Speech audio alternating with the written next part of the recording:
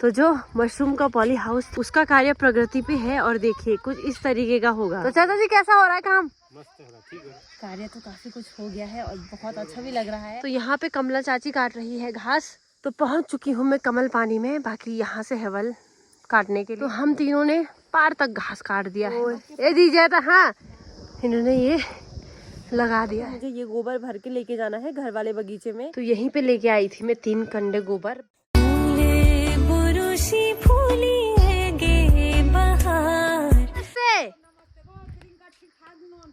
ओ ठीक तुम भल है स्कूल में पहुंची सब बच्चा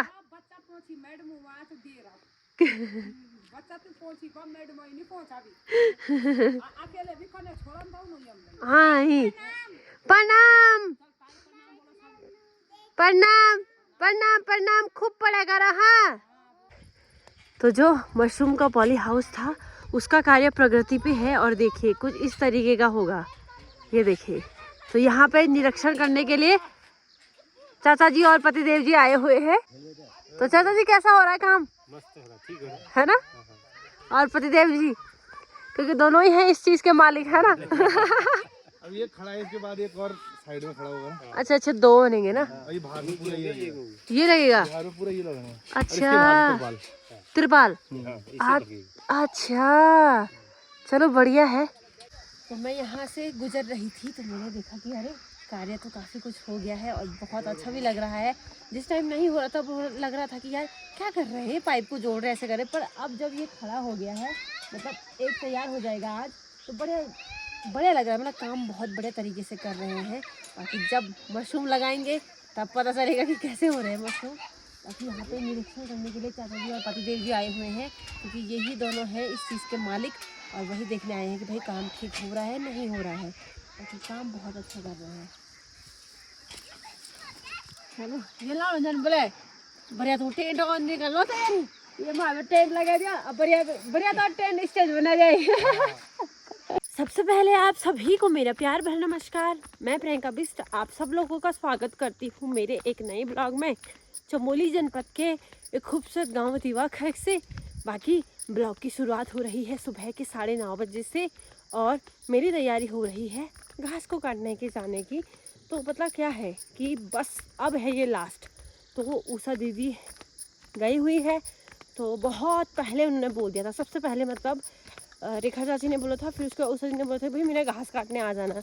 मैंने बोला कि चलो ठीक है, अपनी सासू जी से परमिशन लूँगी उसके बाद ही मैं आ पाऊँगी। तो सासू जी ने बोला कि ठीक है चली जा, पर यह है कि टाइम पे आ जाना, क्योंकि युवान भी है, फिर जो ये काम कर रहे हैं ना यहाँ पे, तो इनके लिए दिन का भोजन बनाना पड़ता है, फिर रात का भोजन भी बनाते हैं, तो वो तो रात को बनाती हूँ मैं, लेकिन दिन के भोजन को बनाने के लिए मुझे टाइम पे आना होगा।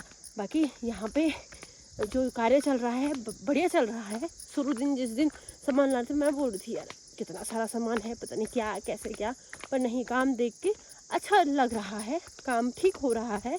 बाकी मैं वहीं जा रही हूँ कमल पैन, ठीक है, मतलब ज़्यादातर लोगों का इसी एरिया में घास रहता है, तो वहीं मैं भी जा रही हूँ।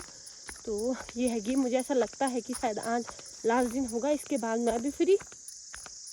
और अभी सासू जी ने बोला कि गोबर अभी नहीं, पर कुछ दिन में ढो देंगे, क्योंकि बच्चों के भी अभी स्कूल हैं, तो जैसे उनकी भी छुट्टियाँ होंगी तो सब साथ साथ में ही हम ढो लेंगे। बाकी आज भी मौसम अच्छा नहीं हो रखा है, मतलब बादल लगे हुए हैं घनघोर। रात को तो बिल्कुल साफ़ हो गया था, लेकिन सुबह होते ही फिर से आसमान में बादल लग गए हैं। तो यहाँ पे कमला चाची काट रही है घास, और जितना काटा था उतना वो लेके चले गई हैं, पर अभी उनका उधर रह गया है।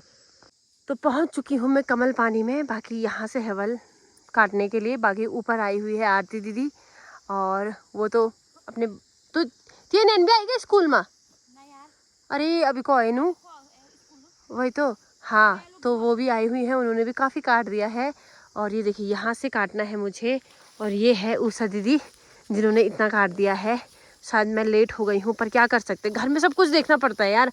वो युवान को भी बड़ी मुश्किल से उसकी दादी के पास रख के आई मैं, फिर उसके बाद वही उसका थोड़ा कमरा वगैरह भी साफ़ किया, फिर फटाफट से फिर मैं अब जाके पहुंची हूँ। तो चलिए जितना काट पाऊँगी फटाफट से काटना है, क्योंकि मुझे घर भी जल्दी जाना है कि नहीं।